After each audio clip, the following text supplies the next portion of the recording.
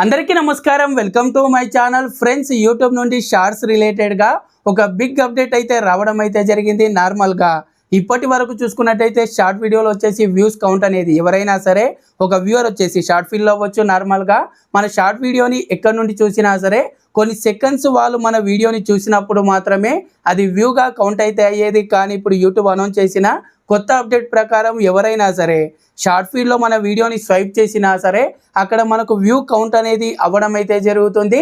ఎవరైనా సరే ఇప్పుడు స్వైప్ చేసినా సరే దాన్ని నార్మల్ వ్యూగా మనకు చూపిస్తుంది.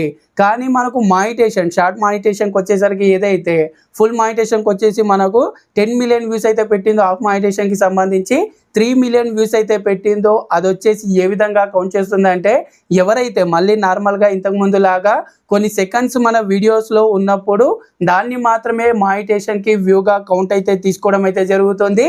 దాన్ని వచ్చేసి ఎంగేజ్డ్ వ్యూగా మనకు ఏదైతే మన ఛానల్కి సంబంధించి డాష్బోర్డ్లో చూపించడం అయితే జరుగుతుంది. కానీ యూట్యూబ్లో మాత్రం ఎవరైనా సరే మన వీడియోని స్వైప్ చేసినా సరే అది వ్యూ కౌంట్గా మాత్రం మనకు చూపించడం అయితే జరుగుతుంది.